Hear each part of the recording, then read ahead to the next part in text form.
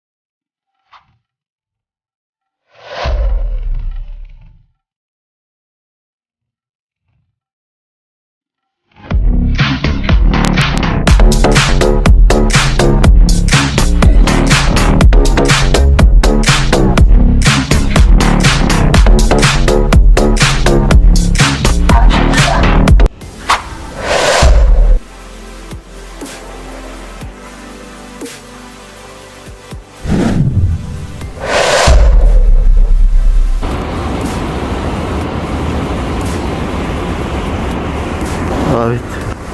May dagat, Lodge.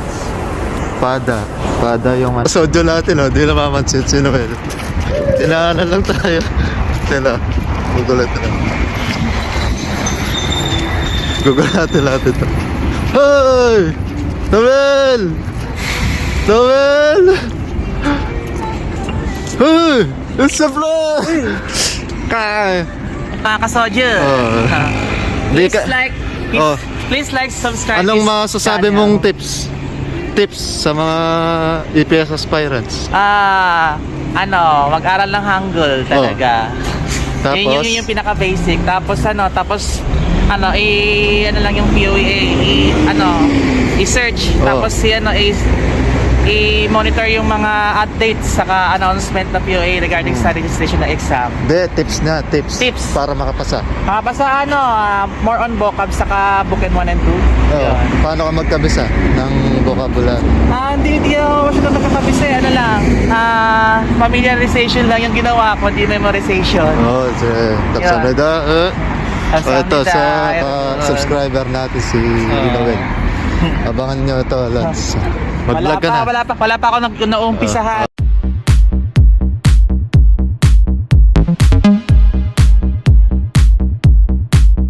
Mga tindahan ng mga Pilipino. Mga Pinoy lahat dito.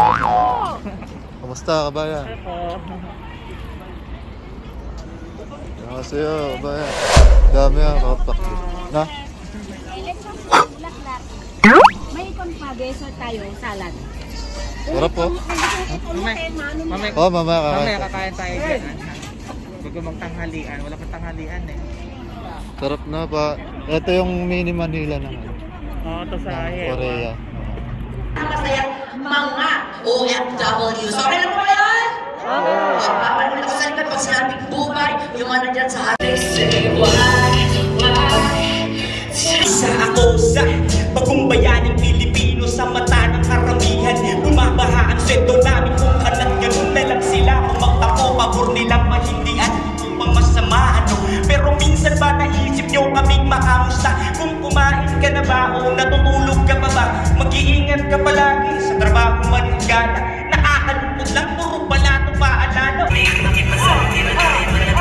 Limang kilometro pa na tayo mo. Sana tama mo ang totoong diwa nito. Sama-sama tayong sino-sino. Mabaka magtutulungan tayo rin mga magagawang Pilipino. Mga mahal mo kababayan, alam kong ibang-ibang mo sa ating nakasandayan. Bakit tulad electronic bass?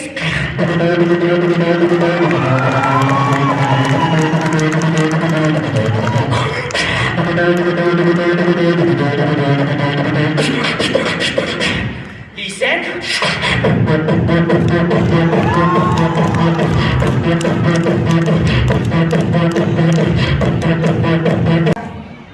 Oo, malaki sana kung hindi tayo nagpapadala.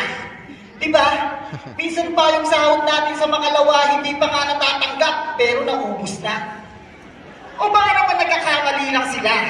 Yung sinasabi nilang ipon, resibo na lang pala.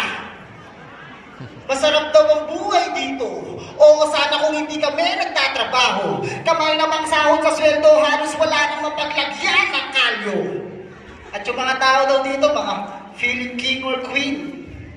Di nila alam minsan nangalang tao, minsan ATM machine din. Pero di ko naman nila lahat, baka kasi may mag-react. Nasa 99% lang naman lahat ay ng pinakamasaklap. At di man natin aminin, karamihan sa atin dito sinungaling. Ang dami na ang nararamdamang sakit sa katawan, pero pagkakamustahin, okay lang palagi ang sasabihin. Palakpakan everybody! Grabe naman yun! I'm sure nahirapan yung board of judges natin kasi silent performance ko yung ginawa niya. Effective! Galing, babe! Practice niyo yung asawa mo.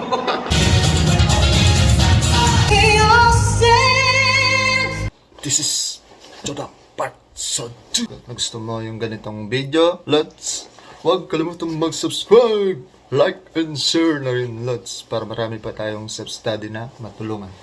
Yun lang. Anyong i-kiss sa'yo!